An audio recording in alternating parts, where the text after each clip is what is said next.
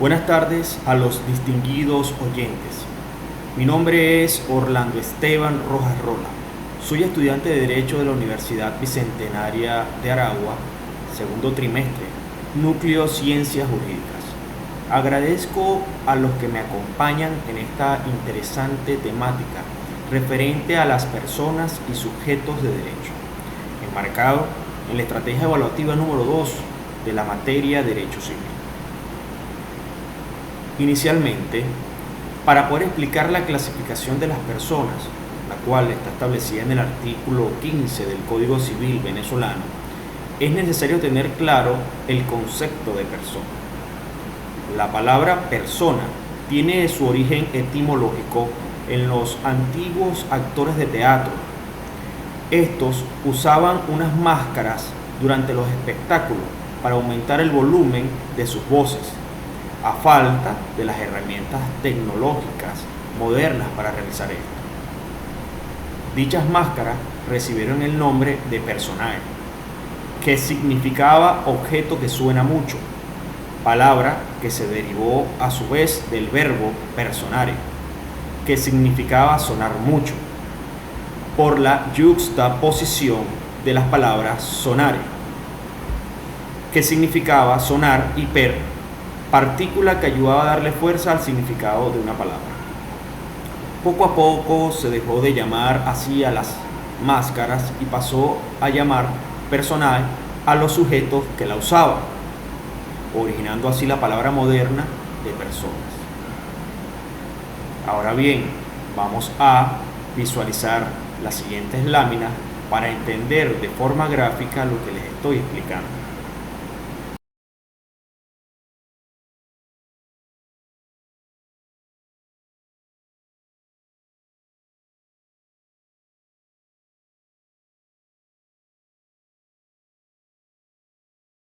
Una vez aclarado esto, el término personas en derecho hace referencia al sujeto de la relación jurídica, es decir, aquel que obtiene derecho y contrae obligaciones. Por ello, se llega a la simple conclusión de que el concepto de personas es un derecho de todo sujeto capaz de poseer derechos y contraer obligaciones dentro de una relación jurídica. Ahora bien, la clasificación de las personas se encuentra tipificada dentro del ordenamiento jurídico venezolano en el artículo 15 del Código Civil antes mencionado. Este establece que son personas naturales y personas jurídicas. Las personas naturales, conocidas también como personas físicas, simples o concretas, tienen su concepto en base legal de acuerdo en el artículo 16. Todos los individuos de la especie humana son personas naturales. Las personas jurídicas, conocidas también como personas colectivas, morales, complejas o abstractas, como tal, y a diferencia de las personas naturales, las personas jurídicas no poseen un concepto claro dentro del Código Civil de Venezuela. Manuel Osorio establece que la expresión es una de las más delicadas en el tecnicismo del derecho. Sin embargo, Roberto Roriego, 2018, son toda unidad orgánica resultante de una colectividad organizada de un conjunto de bienes, a la que el Estado le reconoce capacidad de derecho patrimoniales para la consecución de un fin divisible y permanente. Por otro lado, se puede decir el concepto un poco más simplista de Villar Gardona 2020.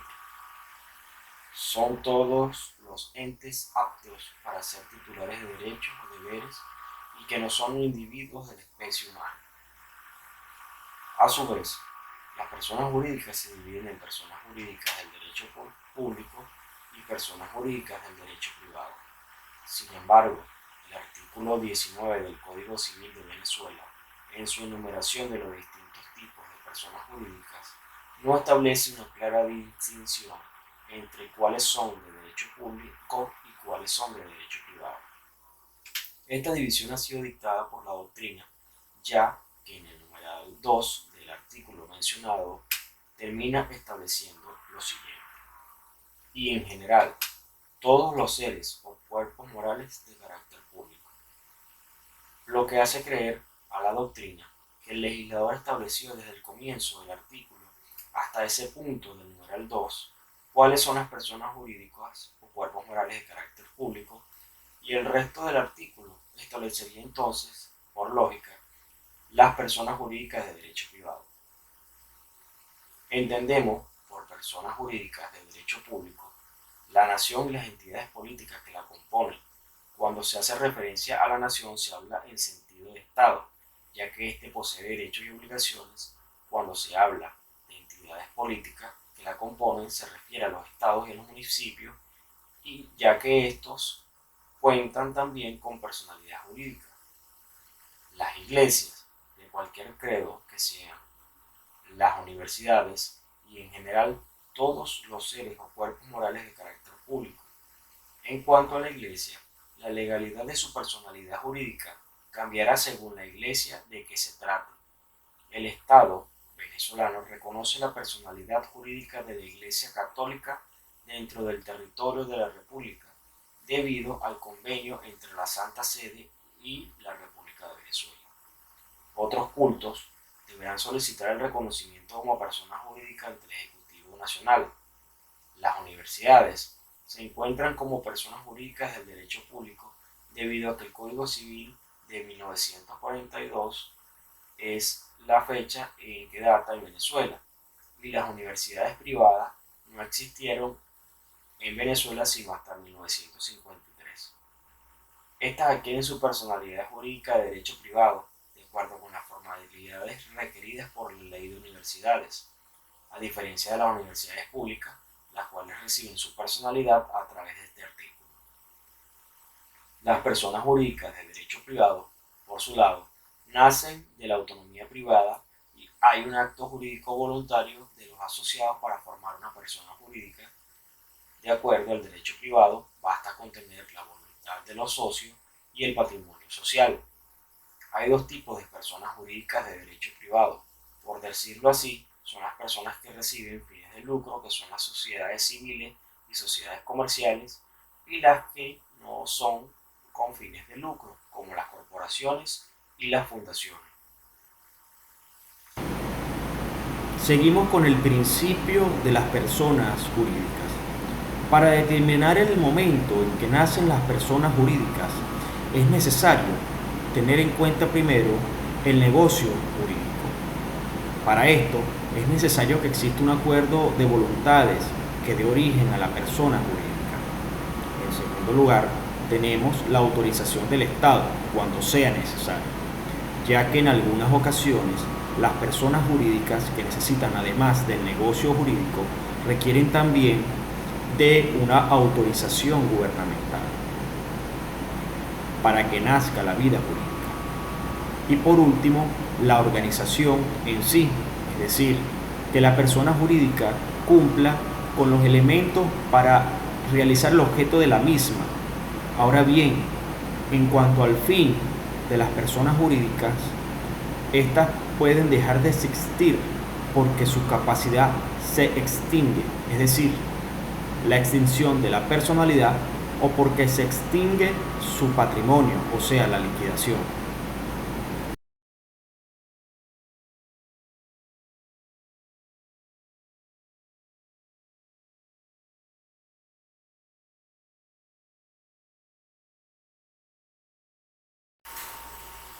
En este orden de ideas, tenemos diferentes teorías que fundamentan al ser humano, entre las cuales voy a distinguir. Teoría de la concepción. Esta teoría afirma que la personalidad del ser humano comienza con el inicio de la vida intrauterina, es decir, en el momento de la concepción. Esta tesis se fundamenta en disposiciones legales que protegen no solo a la madre, sino también al producto de la concepción: aborto criminal, prohibición de labores que afecten la salud del niño, a mujeres embarazadas. Al respecto, el artículo 17 del Código Civil venezolano establece que el feto se tendrá como nacido cuando se trate de su bien, y para que sea reputado como persona, basta con que haya nacido vivo.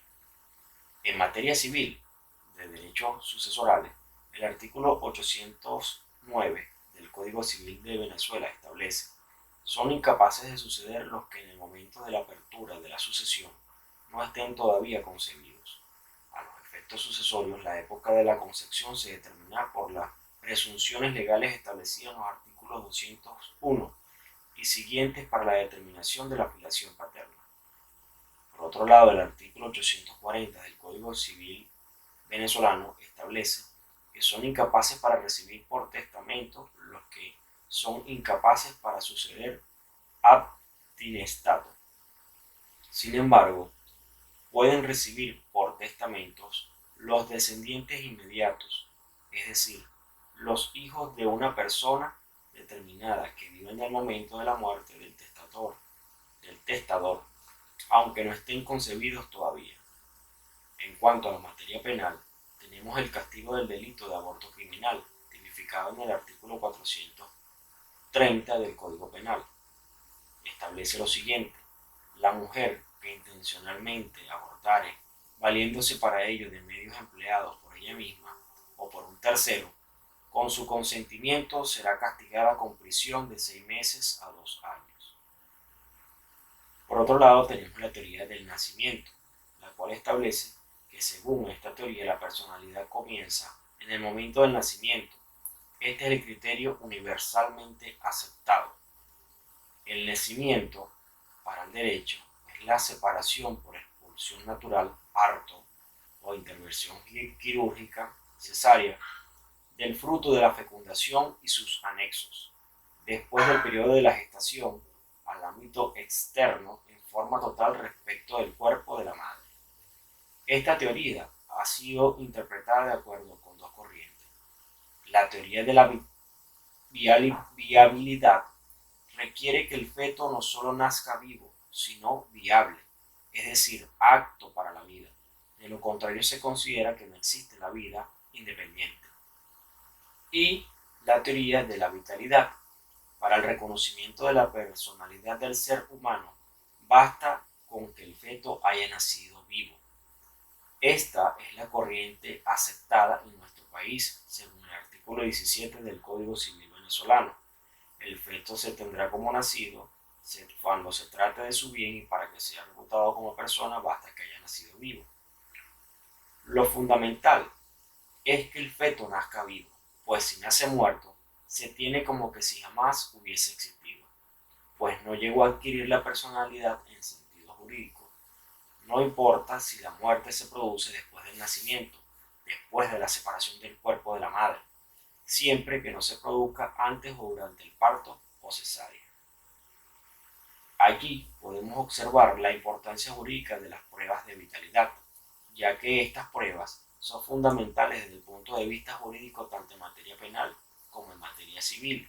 Refiriéndonos a lo penal, resultan de gran ayuda en la comprobación o absolución de delitos de aborto, infanticidio, filicidio. En materia civil, en cambio, tenemos el ámbito sucesoral, pues si bien es cierto que la capacidad de suceder se determina por la concepción, para que este derecho pueda ser materializado, es necesario que el niño nazca vivo, pues si nace muerto, como indicamos anteriormente, se tiene como que si nunca hubiera existido, siendo entonces imposible atribuirle personalidad jurídica.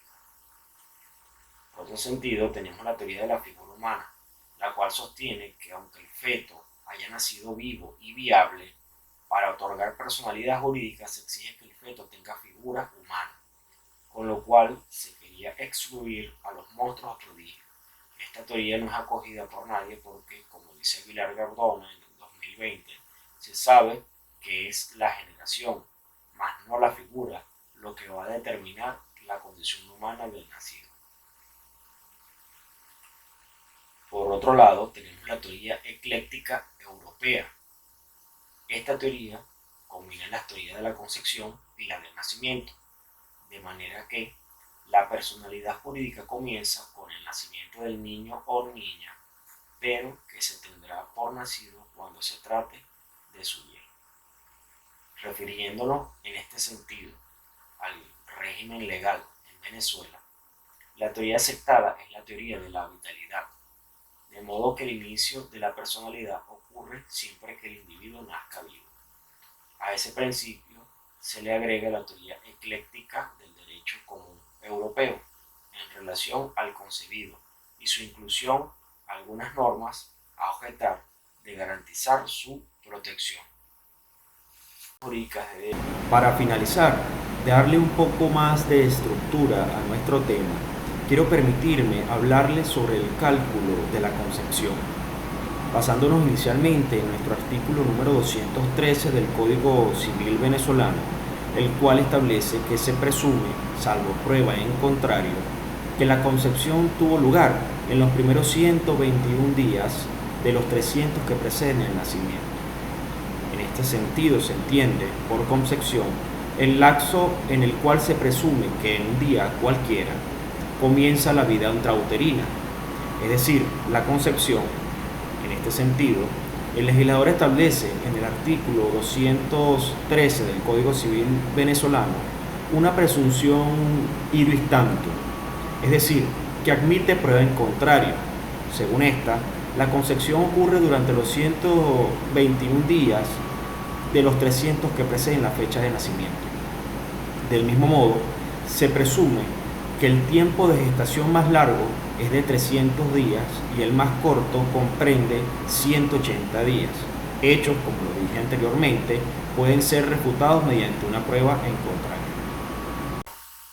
De acuerdo a la materia sucesoral, el artículo 809 del Código Civil venezolano establece que son incapaces de suceder los que en el momento de la apertura de la sucesión no estén en vida concebidos. A los efectos sucesorios, la época de la concepción se determinará por las presunciones legales establecidas en el artículo 201 del Código Civil venezolano y siguientes para la determinación de la filiación paterna.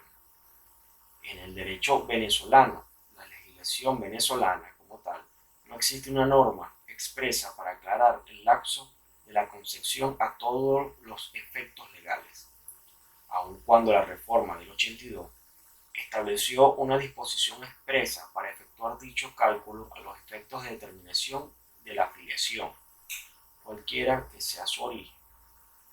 Así, actualmente el Código establece en la sección presunciones relativas a la filiación que se presume, salvo prueba en contrario, que la concepción tuvo lugar en los primeros 122 días de los 300 que preceden el día del nacimiento.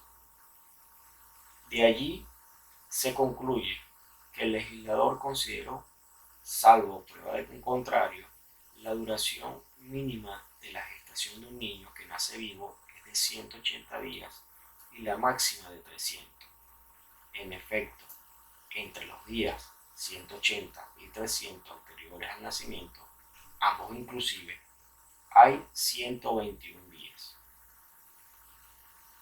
Ahora bien, la doctrina dominante sostiene que la expresa presunción es aplicable a todo efecto legal en que interese determinar la época en que una persona fue concebida, ya que no puede suponerse que el momento de la concepción varíe según el efecto jurídico de que se trate, porque la materia es de naturaleza biológica en la cual el efecto jurídico no tiene ninguna influencia. Esto ha sido todo por el momento. Espero les sea de provecho y gracias por su atención. Nos veremos en una siguiente temática.